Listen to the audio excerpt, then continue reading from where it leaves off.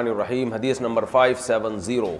عن عبادة بن الصامت رضي الله تعالى عنه قال قال رسول الله صلى الله عليه وسلم 5 صلوات افترضهن الله من احسن وضوءهن وصلاهن لوقتهن واتم ركوعهن وخشوعهن كان له على الله عهد. جو نمازیں خشوع خضوع سے پڑھے 5 نمازیں اللہ پر لازم ہے کہ اس کی مغفرت کرے.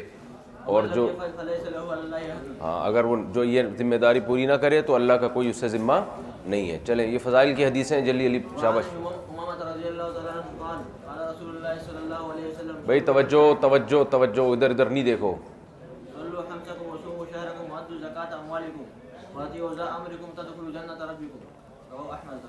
آسان ہے حدیث, ٹھیک ہے نا. یہ ارکان پورے کرو اسلام کے, جنت میں داخل ہو گئے. عن عمرو بن شعیب عن ابیہ عن جدہ. اولاد کو حکم دو نماز کا جب وہ 7 سال کے ہوں اس وقت حکم دو ان کو, اور پھر ان کو مارو جب وہ 10 سال کے ہوں, پھر بھی نماز نہ پڑھیں. یہ نہیں کہ جیسی 10 سال کے ہوں مار کو چترول شروع کر دو ان کو. اگر وہ 10 سال کے ہونے کے بعد بھی نماز نہ پڑھیں تو مارو, لیکن مارنے میں یہ نہیں ہے کہ بے تحاشا مارا پیٹا جائے. مارنے کے بھی آداب دوسری حدیث میں ملتے ہیں. ہاں, اور ان کے بستر الگ الگ کر دو. 10 سال کے بعد بہن بھائی کو ایک بستر پہ سونے کی اجازت نہیں ہے بچوں کو. ہاں لڑکوں کو بھائی سگے بھائی سو سکتے ہیں ایک بستر پہ, لیکن احتیاط اس میں ہے کہ ان کو بھی الگ کیا جائے. کزن کے ساتھ تو کسی قیمت پہ اجازت نہیں ہے, یہ خوب سمجھ لو. 2 بھائی بھی کزن ہو تو 10 سال کے ہوں تو ایک بستر پہ بالکل نہیں سو سکتے. وہ نہیں سو سکتے کسی قیمت پہ, چاہے کتنے نیک ہوں کتنے پرہیزگار ہوں. یہ جو بیماری ہے نا بدفعلی کی لڑکوں میں, یہ بچپن سے لگتی ہے اور یہ کزنوں سے بھی لگتی ہے. کسی کزن سے بدگمان نہ ہو, لیکن یہ ہوتا ہے, یہ انسان یہ کزنوں سے بیماری لگتی ہے یہ, کیونکہ ان سے کلوز ہوتا ہے انسان. اور اتنے واقعات ہمارے پاس آئے ہیں نا لوگوں کے کہ جو بدفعلی کے عادی ہو چکے ہیں. انہوں نے کہا کہ ہم بچپن میں کہیں شادی میں جاتے تھے تو سب اکٹھے سوتے ہیں, تو کزن سے یہ ایک کزن اگر خراب ہوگا وہ سب کو یہ لگا دے گا بیماری. چلیں تو اس کا طریقہ یہی کہ بدگمان ہونے کی ضرورت نہیں ہے, احتیاط رکھو. اصول ہے کہ بھائی ساتھ سونا ہی نہیں ہے. چلیں جی,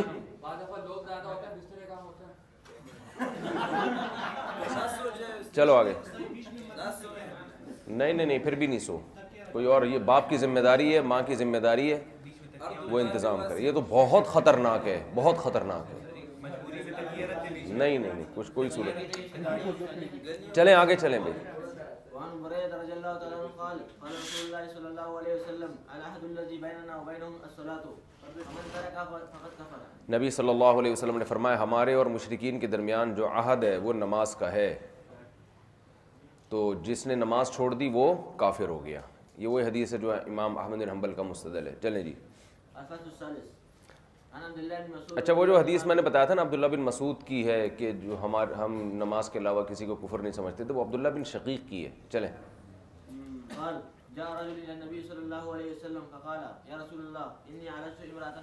پھر وہی انی عالجت امرأۃ کیا ہوتا ہے جی. في أقصى المدينة وإني أصبت منها ما دون أن أمسها فأنا هذا فاقضي في ما شئت.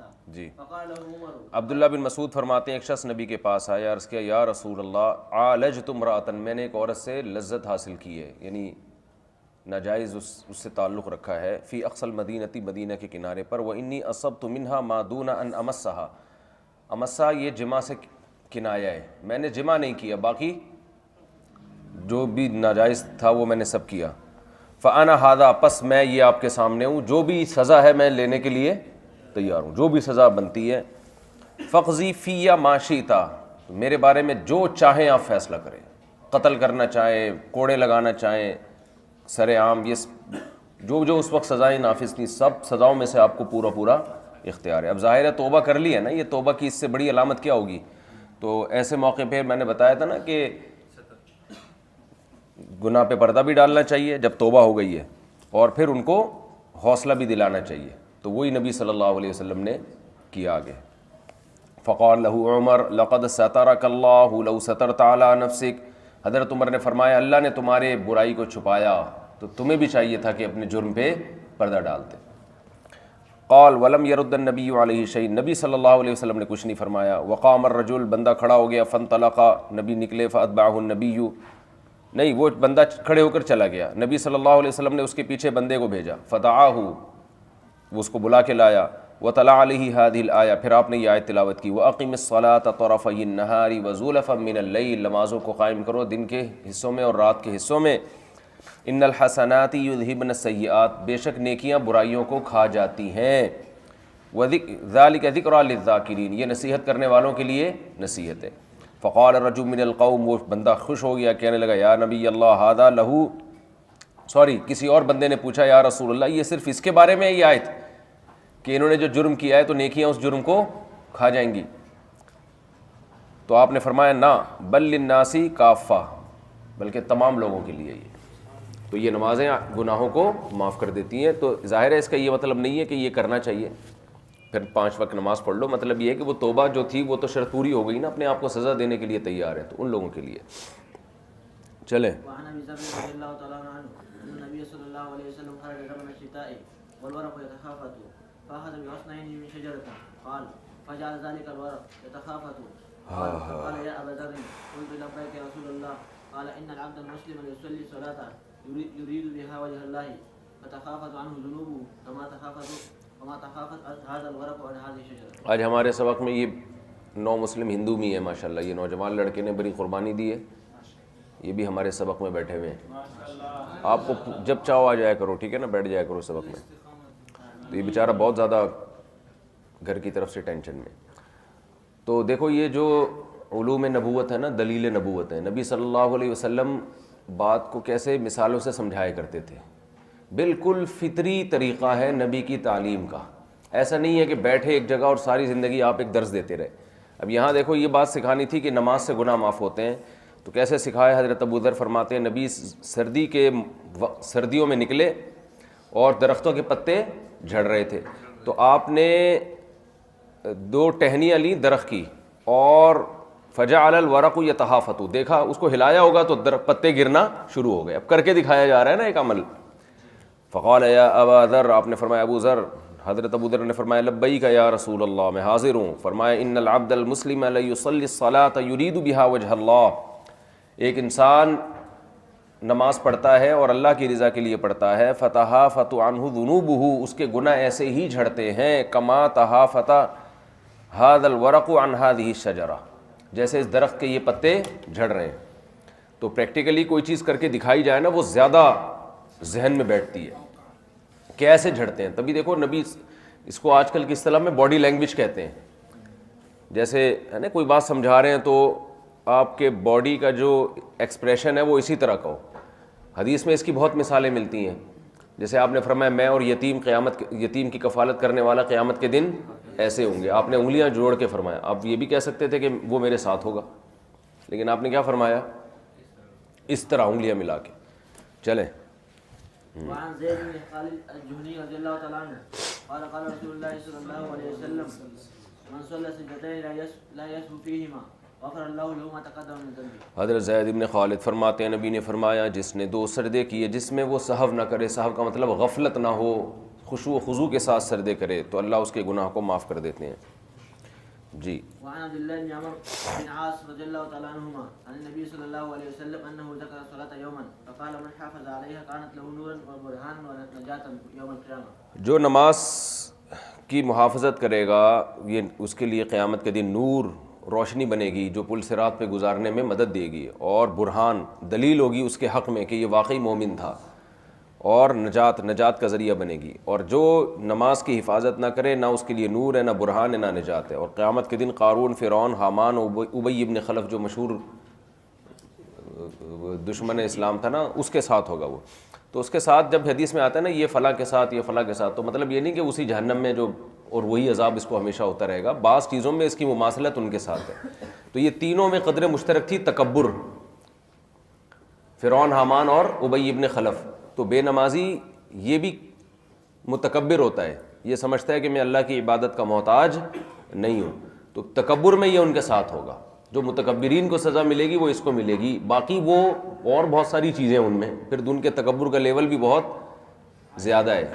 تو یہ تشبیہ ہوتی ہے من بعض الوجوہ، جیسے کہتے ہیں نا تو ابو جہل کا بھائی مجھے معلوم ہوتا ہے، تو اب یہ تو نہیں کہ واقعی سچی مچی میں ابو جہل ہی ہے، یہ حرکتیں کہہ رہے تو فرعون لوگ کہہ بھی دیتے ہیں نا تو فرعون ہے کیا. چلیں.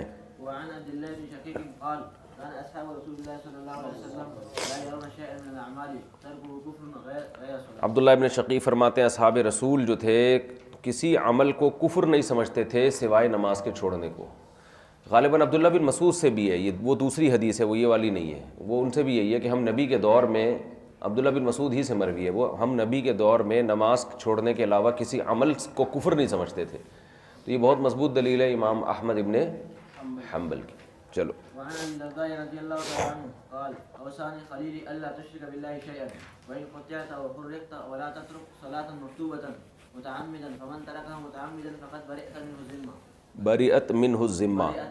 اب حضرت ابو درداء فرماتے ہیں مجھے میرے خلیل نے وصیت کی نبی صلی اللہ علیہ وسلم نے کہ اللہ کے ساتھ کسی کو شریک نہ کرو اگرچہ تمہارے ٹکڑے کر دیے جائیں اور تمہیں جلا دیا جائے. کسی بت کو اللہ کے ساتھ شریک کرنا، کسی پتھر کی بنی ہوئی مورتی کی عبادت کرنا، عیسیٰ ابن مریم کو اللہ کا بیٹا کہنا، کسی قبر پہ جا کے جھکنا، اس سے مانگنا، یہ سارے شرکی انواع ہیں. تو آپ نے فرمایا کہ ٹکڑے ٹکڑے بھی کر دیے جائیں، جلا بھی دیا جائے تو یہ کام نہیں کرنا. اگرچہ موت کے خوف سے یہ کام جائز ہو جاتے ہیں بشرطے کہ دل میں ایمان ہو، لیکن عظیمت اور افضل کیا ہے، اس سے مر جائے انسان مگر یہ نہ کرے. ولا تترک صلاۃ مکتوبۃ متعمدا، اور جان بوجھ کر فرض نماز قضا نہ کرنا. سنت موقدہ آپ مجبوری میں چھوڑ سکتے ہیں، کوئی حرج نہیں ہے اس میں، کبھی کبھار ویسے بھی چھوڑی جائے تو کوئی حرج نہیں، اس کی چھوڑنے کا معمول بنا لینا ٹھیک نہیں ہے نا، لیکن فرض نماز کسی قیمت پہ نہیں چھوڑنا. فمن ترکھا متعمدا، جو جان کر نماز چھوڑے گا، فقد بریت منہ الذمہ، اللہ کا ذمہ اس سے بری ہو گیا. ولا تشرب الخمر، شراب مت پینا، فانہا مفتاح کل شر، ہر برائی کی جڑ ہے. آگے شروع ہو رہا ہے باب المواقیت، نمازوں کے اوقات کے بارے میں احادیث ہیں. تو ہم یہ بہت لمبا وہ ہے، اس میں ہم پوری حدیثوں کا دھڑ دھڑ پہلے ترجمہ پڑھ لیتے ہیں. پہلے میں آپ کو اس بارے میں اختلاف بتا دوں، نماز کے اوقات میں فقہا کے درمیان کتنا اختلاف ہے. صحیح ہے نا؟ اچھا، ہم جب اختلاف پڑھتے ہیں نا تو ایسے ذہن میں آتا ہے کہ اسلام میں بس سارا اختلاف ہی ہے. تو اصل میں جن چیزوں میں اتفاق ہوتا ہے اور وہ پڑھ نہیں رہے ہوتے ہیں، وہ تو ویسے ہی گزر رہی ہوتی ہیں، وہ بہت زیادہ ہیں. اب ہم نماز میں جن نمازوں میں کے اوقات میں اختلاف ہے وہ تو پڑھیں گے، تو باقی میں سب میں اتفاق ہے نا، پھر یہی ثابت ہو گیا نا. سمجھ رہے ہو؟ تو دو نمازیں ہیں جن میں تھوڑا سا اختلاف ہے، لیکن اس میں بھی جو مفتابی قول ہے نا، اس کے مطابق وہ اختلاف بھی ختم ہو جاتا ہے. ایک عصر میں اختلاف ہے. امام ابو حنیفہ رحمہ اللہ تعالیٰ کا جو مشہور قول ہے وہ قول یہ ہے کہ عصر کی نماز، دیکھو فجر کی نماز کے سب کے نزدیک ایک ہی ٹائم ہے، شروع ہونے کا بھی اور ختم ہونے کا بھی، اور ظہر میں سب کے نزدیک شروع ہونے کے ٹائم میں اتفاق ہے کہ جیسے ہی سورج بلندی پہ جا کے مغرب کی طرف ذرا سا بھی زوال ہوتا ہے نا اس کو، یعنی بالکل بلندی پہ جا کے جب لڑکنا شروع ہوتا ہے تو پوری امت کا اتفاق ہے ظہر کا وقت شروع ہو جاتا ہے، مغرب کا وقت شروع ہو جاتا ہے. اچھا، عصر کا وقت قضا ہو جاتا ہے سورج کے غروب ہونے پر، اس پہ بھی پوری امت کا اتفاق ہے. مغرب کا وقت شروع ہوتا ہے سورج کے غروب ہونے پر، اس پر بھی پوری امت کا اتفاق ہے. مغرب کا وقت قضا ہوتا ہے شفق کے غائب ہونے پر. شفق کہتے ہیں آسمان کا مغربی کنارہ، یعنی یہاں شفق سے مراد ہے آسمان کا مغربی کنارہ. البتہ یہ اختلاف ہے کہ وہ شفق سے شفق احمر مراد ہے یا شفق ابیض. پہلے سرخی دور ہوتی ہے، جب سورج غروب ہوتا ہے نا تو ایک سرخی سی ہوتی ہے مغرب کی طرف، تو وہ پہلے وہ سرخی دور ہوتی ہے. اور انڈیا پاکستان کی بات کر رہا ہوں، بنگلہ دیش، انڈیا، پاکستان، افغانستان، ان ملکوں میں تقریباً 10 سے 15 منٹ کے بعد پھر وہ جو بالکل بلیک ہو جاتا ہے وہ. تو امام ابو حنیفہ کے نزدیک جب مغربی کنارہ بالکل سیاہ ہو جائے، جس کو ہم یہ کہتے ہیں شفق ابیض غائب ہو گیا. اصل میں یہ ابیض سے سفید کو کہتے ہیں نا. ہوتا یہ ہے کہ طلبہ جا کے مغرب میں دیکھ رہے ہوتے ہیں سفید تو ہے ہی نہیں کچھ یہاں پہ، تو یہ تو ڈائریکٹ کالا ہو رہا ہے. تو سفید کا مطلب یہ ہے کہ روشنی بالکل ختم ہو جائے. تو امام ابو حنیفہ کے نزدیک اس وقت عشاء کا وقت شروع ہوتا ہے اور مغرب کا وقت ختم ہوتا ہے. جبکہ جمہور کے نزدیک اس سفیدی کا بالکل غائب ہونا ضروری نہیں ہے، بلکہ سرخی، جو سورج کی سرخی ہوتی ہے نا جب سورج غروب ہوتا ہے، تو سرخ پٹی جب غائب ہو جائے گی تو مغرب کا وقت ختم اور عشاء کا وقت شروع. اور دونوں وقتوں میں تقریباً 10 سے 15 منٹ کا فرق ہوتا ہے. سمجھتے ہو؟ تو عشاء کا وقت یہاں شروع ہو جاتا ہے اور پھر عشاء کا وقت ختم ہوتا ہے صبح صادق کے وقت. اس میں بھی پوری امت کا اتفاق ہے. ٹھیک ہے نا. اب اس میں افضل وقت میں اختلاف ہے اور عصر کے اور مغرب کے وقت میں اختلاف ہے. وہ میں آپ کو بتاتا ہوں. عصر میں امام ابو حنیفہ کا جو مشہور قول ہے وہ قول یہ ہے کہ عصر کی نماز کا وقت شروع ہوتا ہے اذا صار ظل کل شیء مثلیہ، جب ہر چیز کا سایہ دو مثل ہو جائے. سمجھتے ہو؟ جب ہر چیز کا سایہ دو مثل کا مطلب ہوتا ہے یہ قلم اگر 6 انچ کا ہے فار ایگزامپل، آپ نے جب اس کو ایسے سیدھا کھڑا کیا تو اس کا جو سایہ بن رہا ہو وہ 12 انچ کا بن رہا ہو. اتنا سورج مغرب کی طرف غروب ہو چکا ہو. بتا رہا ہوں. تو 2 مثل جب سایہ ہوگا تو عصر کا وقت شروع اور ظہر کا وقت ختم. جمہور کے نزدیک، جس میں امام ابو حنیفہ کے دونوں شاگرد امام ابو یوسف اور امام محمد بھی داخل ہیں، اور باقی تینوں ائمہ امام مالک، امام شافعی اور امام احمد ابن حنبل رحمہم اللہ، ان سب کے نزدیک ظہر کا وقت ختم ہوتا ہے جب ہر چیز کا سایہ ایک مثل ہو جائے. صحیح ہے نا. تو جیسے ہی ایک مثل ہوگا تو ظہر ختم اور عصر کا وقت شروع. سمجھتے ہو؟ اور رہتا کب تک ہے؟ غروب آفتاب تک. البتہ عصر میں اتنی تاخیر کرنا کہ سورج کی چمک ختم ہو جائے،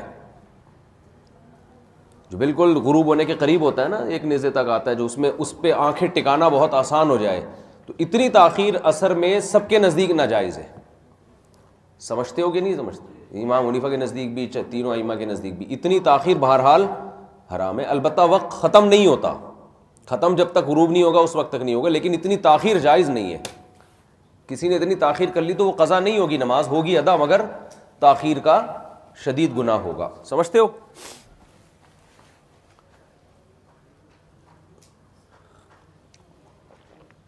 اور یعنی امام ابو حنیفہ اس میں جمہور سے ایک طرف ہیں، عصر کے وقت میں بھی اور مغرب کے وقت میں بھی. مغرب کے وقت میں بھی تینوں ائمہ، امام مالک، امام شافعی اور احمد بن حنبل، اور پھر ہمارے فقہاء میں صاحبین امام ابو یوسف اور امام محمد، ان کا بھی یہ ہے کہ جب غروب کے وقت سرخ پٹی غائب ہو جائے گی تو مغرب کا وقت ختم ہو جائے گا اور عشاء کا وقت شروع ہو جائے گا. اور امام حنیفہ کے نزدیک جب بالکل سیاہی آئے گی نا، جب سفید پٹی بھی غائب ہو جائے گی، شفق ابیض غائب ہو جائے گا، تو اس وقت مغرب کا وقت ختم ہوگا اور عشاء کا وقت شروع ہوگا. یہ 2 اختلاف ہیں. سمجھتے ہو کہ نہیں سمجھتے؟ اچھا، ایک بات تو یہ ہو گئی. دوسری بات یہ کہ یہ جو ہم نے کہا کہ جب ہر چیز کا سایہ ایک مثل ہو جائے اور تو ظہر کا وقت ختم اور عصر کا شروع، اور امام حنیفہ کے نزدیک 2 مثل ہو جائے، تو یہاں مثل سے مراد زوال کے سائے کے علاوہ والا سایہ ہے. فیء زوال کے علاوہ. فیء زوال کا مطلب کیا ہوتا ہے؟ خوب سمجھیں اس کو. دیکھو، جب سورج بالکل بلندی پہ پہنچتا ہے نا، بھائی مشرق سے سورج نکلتے نکلتے نکلتے نکلتے بالکل ہائٹ پہ آیا، اب ہائٹ پہ آنے کے بعد پھر جھکنا شروع. تو جب بالکل سورج بلندی پہ پہنچتا ہے تو ہر چیز کا سایہ 0 ہونا چاہیے نا، لیکن 0 ہوتا نہیں ہے. 0 صرف خط استوا پر ہوگا. ایکویٹر جو ہے نا، ان ملکوں میں جو بالکل زمین کے، بھائی ادھر ہوں گے نا سورج، ان کے بالکل سر پہ ہوگا، ورنہ سورج دائیں بائیں سے جاتا ہے. سردیوں میں تو اور تھوڑا کنارے سے کنی کترا کے نکل رہا ہوتا ہے، اور گرمیوں میں تھوڑا سا اوپر سے جاتا ہے. لیکن کچھ نہ کچھ سایہ اس وقت ہوتا ہے. تو وہ سایہ نکال کے، ہر چیز کا سایہ ایک مثل یا دو مثل ہو. مطلب یہ کہ یہ پین ہے نا، جب سورج بالکل کھوپڑی پہ آ گیا تو یہ 6 انچ کا فرض کرو یہ قلم ہے، تو جب یہ سورج بالکل کھوپڑی پہ آیا تو یہ دیکھو جب مشرق سے نکلے گا تو یہ سایہ اس کا سمٹتے سمٹتے سمٹتے کم ہوتا چلا جائے گا نا. تو ایک وقت آئے گا کہ ہو سکتا ہے یہ سایہ صرف 1 انچ کا رہ جائے اس کا سایہ، جب سورج بالکل بلندی پر آئے. تو جب پھر دوبارہ یہ سورج ڈھلکے گا اور اس کا سایہ دوبارہ بڑا ہونا شروع ہوگا تو 6 انچ تو اس کا اپنا سایہ ہے اور 1 انچ زوال والا، یعنی ٹوٹل جب 7 انچ اس کا سایہ ہوگا تو ہم کہیں گے ہر چیز کا سایہ ایک مثل ہو گیا ہے. پھر ظہر کا وقت شروع ہوگا. سمجھتے نہیں ہو بات کو؟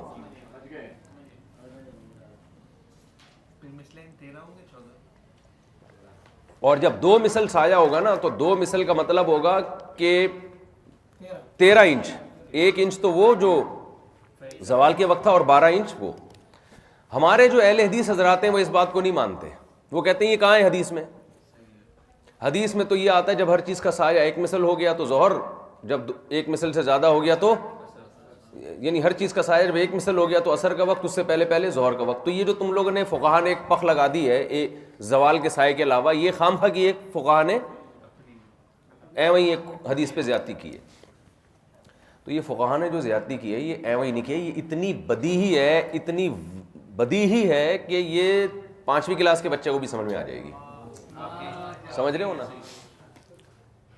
پہلے تو میں اس کی عقلی دلیل قرآن سے دلیل لیتا ہوں. قرآن کہہ رہا ہے اقیم الصلاۃ لدلوک الشمس، سورج کے ڈھلکنے کی وجہ سے نمازیں قائم کرو.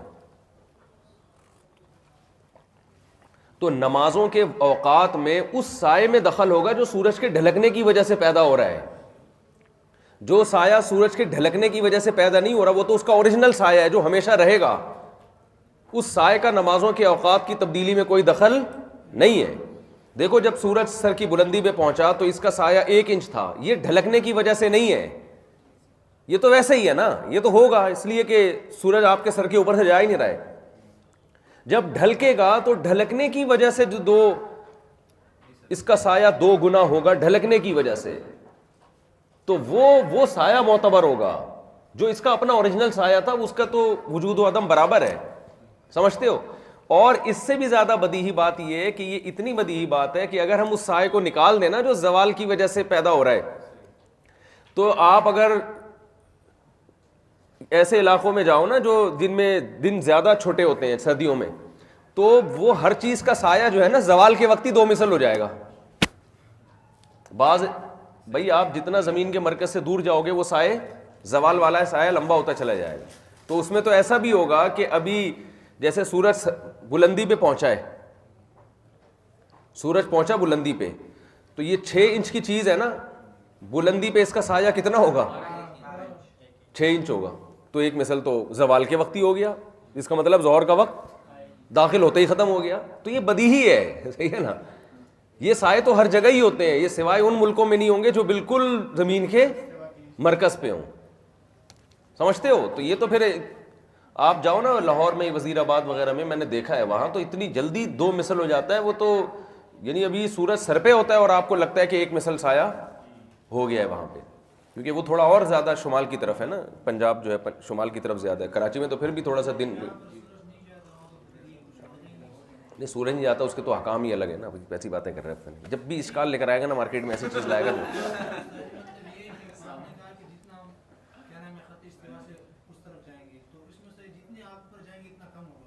ہاں زیادہ ہوگا، ہاں نا، تو 2 مثل بھی ہو جائے گا نا. تو اس کا مطلب یہ ہو جائے گا کہ بعض جگہ تو ایسا ہوگا کہ ابھی ظہر کا وقت شروع ہوا نہیں ہے کہ عصر کا وقت داخل ہو گیا. ٹھیک ہے نا؟ تو یہ بدیہی طور پر مستثنا ہے یہ والا وقت. سمجھتے ہو؟ تو ہم جو کہتے ہیں نا 1 مثل یا 2 مثل ہو جائے تو یہ زوال کا سایہ نکال کے ہے یہ. اچھا،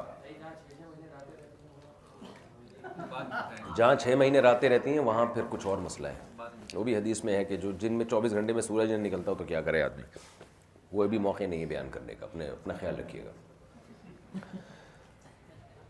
اچھا، اس میں مسئلہ یہ ہے کہ امام ابو حنیفہ رحمہ اللہ تعالیٰ نے جو 2 مثل کہا ہے تو حدیثیں دونوں طرف ہیں.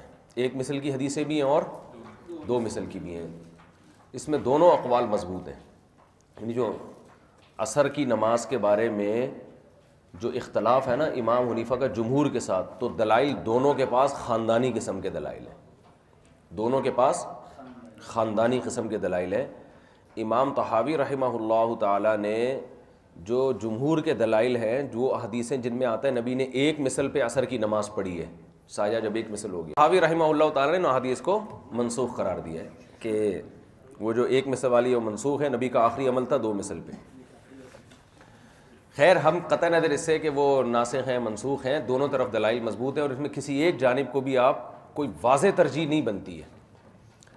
اور ہمیں اس لیے بھی بہت زیادہ اس ترجیح کی ضرورت نہیں ہے کہ امام حنیفہ سے ایک روایت جمہور کے مطابق بھی ہے اور فقہ حنفی میں اس پہ بھی فتویٰ ہے، کیونکہ دونوں طرف مضبوط دلائل ہے. تو جو اصل فقہ حنفی ہے، جو فتویٰ ہے جس پر، وہ یہ ہے کہ اگر کوئی مثل اول پہ بھی اثر پڑھ لیتا ہے تو اس کی نماز بلا کراہت جائز ہے. سمجھتے ہو؟ بلکہ سفر میں تو ہمارا معمول ہی وہی ہے مثل اول پہ اثر پڑنے کا، کیونکہ سفر میں بس ڈرائیور کا نہیں پتہ ہوتا، جہاز میں آدمی کو نماز کی جگہ ملے گی نہیں ملے گی، نماز قضا ہونے کا خطرہ زیادہ ہے. تو سفر میں تو ہم نے اپنے بڑوں کو بھی دیکھا ہے، ہمارا بھی معمول ہے وہی والا مذہب، اسی پر اثر ہم پڑھتے ہیں جو امام شافعی اور امام احمد بن حنبل کا ہے. تو اور صاحبین کا بھی وہ رائے، اور امام حنیفہ سے ایک روایت اس کی بھی ہے، اگرچہ مشہور قول وہ نہیں ہے. تو میرے یعنی علامہ انور شاہ کشمیری رحمۃ اللہ نے جب دونوں دلائل دیکھے نا، وہ مثل ثانی پہ بھی دلائل ہے، مثل اول کے بھی ہیں، تو ان کی رائے یہ ہے کہ مثل اول اور مثل ثانی کے درمیان کا جو ٹائم ہے یہ ظہر اور عصر دونوں میں مشترک ہے. سمجھ رہے ہو؟ یہ دونوں میں، اس میں ظہر بھی ہو جاتی ہے، عصر بھی ہو جاتی ہے. لیکن بہرحال یہ فتوے والا قول، مفتہ بھی قول نہیں ہے. تو اب ہمارا عمل یہ، جو میرا اپنا ذاتی عمل ہے اور بہت سے علماء کو بھی میں نے اس میں دیکھا ہے، کہ عوام کو یہ بتایا جائے کہ آپ ظہر مثل اول سے پہلے ہر قیمت پہ پڑھ لیں، کیونکہ مثل اول کے بعد امت میں جمہور کے نزدیک ظہر کا وقت بہرحال ختم ہو جاتا ہے. نماز اتنی اہم چیز ہے کہ اس کو قضا ہونے سے بچانا، اس میں تو ایک امام کا بھی اگر اختلاف ہوتا تو ہم احتیاط کرتے ہیں نا، وہ پوری امت ایک طرف ہے. اور دلائل بھی ہیں، بخاری مسلم کی صحیح حدیث ہیں جن میں آتا ہے مثل اول پہ نبی صلی اللہ علیہ وسلم نے اثر پڑھی ہے. تو وہ بھی بہت مضبوط دلائل ہیں. تو اس لیے ہونا یہ چاہیے کہ آپ ظہر پڑھ لیں مثل اول سے پہلے اور عصر پڑھیں آپ مثل ثانی کے بعد. تو اس میں احتیاط والے پہلو پر عمل ہو جاتا ہے. سمجھتے ہو نا؟ تو اس مثل ثانی کے بعد تو سب کے نزدیک عصر کی نماز جائز ہے. اور یہ جو دلائل آتے ہیں نا جس میں آتا ہے کہ مثل ثانی پر نبی صلی اللہ علیہ وسلم نے نماز پڑھی ہے، جو اس کی سب سے اہم دلیل ہے، جو یہ میں پھر دلائل تو بعد میں دوں گا نا، ابھی شروع ہو گئے تو پھر وہ پھر پورا خلاصہ میں ایک ٹائم پہ پیش کروں گا. تو ان دلائل کو اس پر معمول کیا جائے استحباب پر، کہ عصر کا جو معہود وقت ہے جس پہ آپ صلی اللہ علیہ وسلم کا عام معمول تھا نماز پڑھنے کا، وہ مثل ثانی تھا، لیکن وقت داخل ہو جاتا ہے مثل اول پہ. تو اس طرح سے تمام دلائل میں آپس میں تطبیق ہو جاتی ہے. تو ہمارے ہاں جو بر صغیر میں عصر کی نماز تاخیر سے پڑھی جاتی ہے، حدیث سے پتہ چلتا ہے کہ عام معمول نبی صلی اللہ علیہ وسلم کا یہی تھا. سعودی عرب وغیرہ میں جلدی پڑھی جاتی ہے، جائز وہ بھی وقت ہے لیکن ہماری نظر میں وہ افضل وقت نہیں ہے. تو اس طرح سے ہماری رائے یہ کہ دونوں طرح کی حدیث میں تطبیق ہو جاتی ہے، لیکن کوئی دوسری رائے پر عمل کرنا چاہے تو وہ بھی ٹھیک ہے. سمجھتے ہو؟ اور رہا مسئلہ شفق احمر کا، کہ شفق احمر جو سرخ پٹی غائب ہوتی ہے تو جمہور کے نزدیک مغرب کا وقت ختم ہو جاتا ہے، عشاء کا وقت شروع، اور امام حنیفہ کے نزدیک شفق ابیض. تو اس میں فقہ حنفی میں امام حنیفہ کے قول کو چھوڑا گیا ہے. اس میں فتویٰ صاحبین کے قول پر ہے. آج کل جو نقشے مسجدوں میں لگے ہوتے ہیں نا، ان میں جو عشاء کا وقت لکھا ہوتا ہے وہ امام ابو حنیفہ کے قول کے مطابق لکھا ہوا ہوتا ہے، خوب سمجھ لو. لیکن فقہ حنفی میں فتویٰ اس پر نہیں ہے، فتویٰ کس پر ہے؟ صاحبین کے قول پر. تو اس لیے جو مسجدوں میں آج کل نقشے لگے ہوئے ہیں، اس سے اگر کوئی 10 منٹ پہلے بھی نماز پڑھ لیتا ہے تو اس کی عشاء کی نماز راجح قول کے مطابق ہو جائے گی. سمجھتے ہو؟ داغا دے کرنا. چلو بھائی آگے پھر افضل وقت میں، یہ تو جواز ہے نا، افضل میں کیا ہے وہ بھی ہو جائے ساتھ کے ساتھ ہی. افضل یہ ہے فجر میں، افضل یہ ہے حنفیہ کے نزدیک کہ فجر کو تاخیر سے پڑھا جائے، اور جمہور کے نزدیک تینوں ائمہ ان کے نزدیک فجر اول وقت میں پڑھی جائے، اندھیرے میں، غلس میں، ٹھیک ہے نا۔ ظہر کے وقت میں جمہور علماء کے نزدیک افضل یہ ہے کہ سردی ہو یا گرمی ہو، ظہر اول وقت میں پڑھی جائے۔ نہیں یاری بات سمجھ؟ حنفیہ کے نزدیک گرمیوں میں ظہر میں تاخیر کرنا افضل ہے، سردیوں میں اول وقت میں پڑھنا افضل ہے۔ سمجھتا ہے بات کو کہ نہیں سمجھتا ہے؟ مغرب میں عصر میں تو وہی ہے مثل ثانی کہ اس وقت تک مؤخر کرنا افضل بہرحال ہے، اور جمہور علماء کے نزدیک اول وقت میں پڑھنا افضل ہے۔ اور مغرب میں تمام فقہاء کا اتفاق ہے کہ تعجیل افضل ہے، بلکہ تاخیر بہت سے فقہاء کے نزدیک جائز ہی نہیں ہے، اور حدیث سے اس کی کراہت ثابت ہے کہ مغرب میں تاخیر ٹھیک نہیں ہے، تو وہ سورج غروب ہوتے ہی پڑھنی ہے آپ نے۔ اور عشاء کے وقت میں سب کا اتفاق ہے کہ کم سے کم 1/3 رات تک مؤخر کرنا افضل ہے، بشرطے کہ لوگوں پر بوجھ نہ ہو۔ سمجھتے ہو؟ تو یہ آگے مذاہب۔ البتہ یہ جو فجر میں اختلاف ہے نا کہ ہمارے نزدیک تاخیر سے پڑھنا افضل ہے،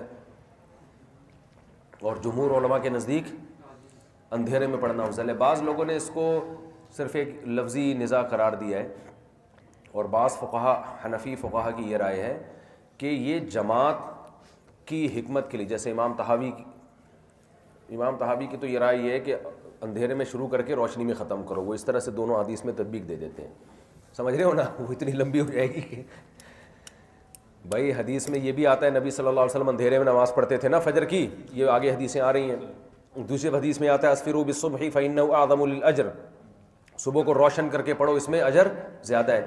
تو اب حنفیہ میں تو زیادہ تر اسی طرف گئے ہیں کہ فجر دیر سے ہونی چاہیے، اور اس کی حکمت بھی ہے کہ نمازی زیادہ ہوں گے، لوگ نیند کا وقت ہوتا ہے، تو یہ وہی قولی حدیث ہے جس میں آتا ہے فجر روشن کر کے پڑھو۔ نبی کا اپنا عمل کیا تھا کہ اندھیرے میں پڑھی آپ نے، تو جمہور نبی کے اپنے عمل کو دیکھتے ہیں، احناف قول کو دیکھ رہے ہیں، لیکن امام طحاوی نے تطبیق یہ دی ہے کہ وہ قول و امر بالنبی میں تعارض ہے نہیں۔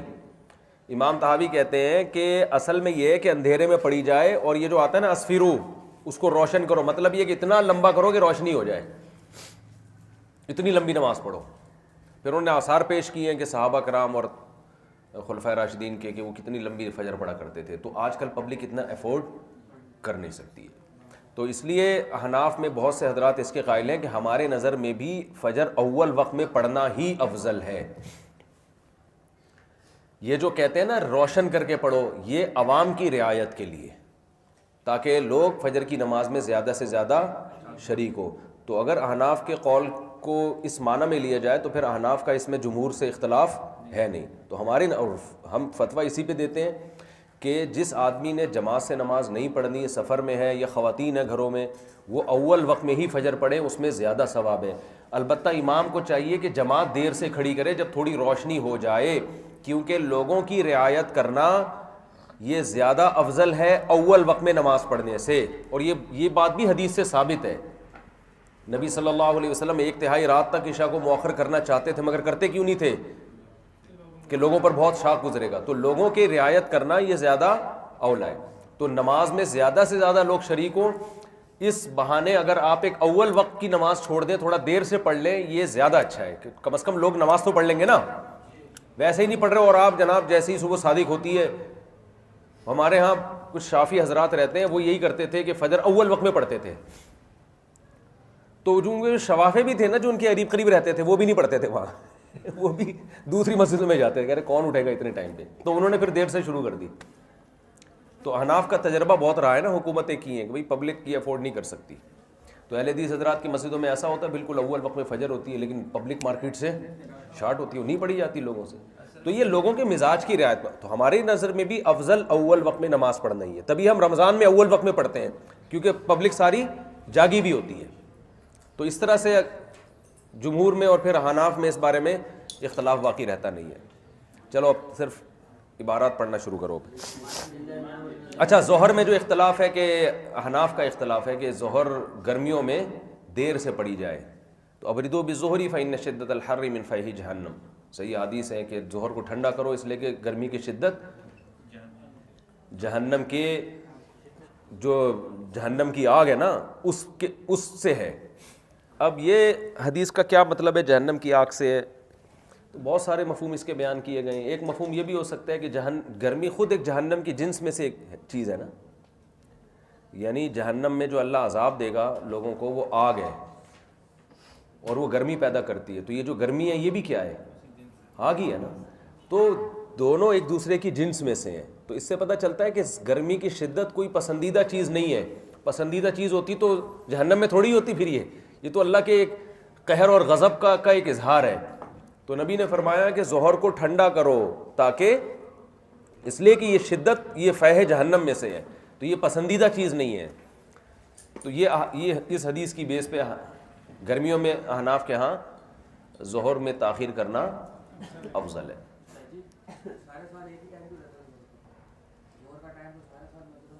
سارا سال مسجدوں میں ایک ہی رہتا ہے۔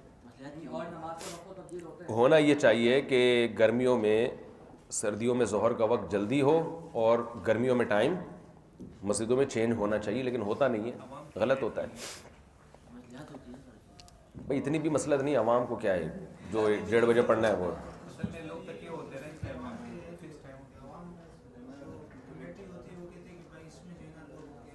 بس لوگوں کی رعایت تو سب سے پہلے ہے نا، پبلک کی کوئی ٹینشن ہو رہی ہے وہ آ ہی نہیں پا رہے تو پھر صحیح ہے۔ چلیں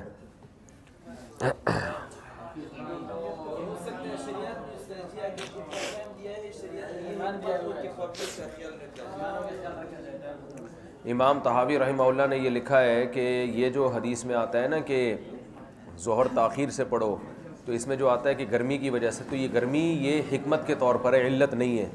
گرمی نہ بھی ہو تو بھی گرمیوں میں ظہر تاخیر سے پڑھنا افضل ہے، سمجھتے ہو؟ اس پہ انہوں نے روایت بھی لے کر آئے ہیں۔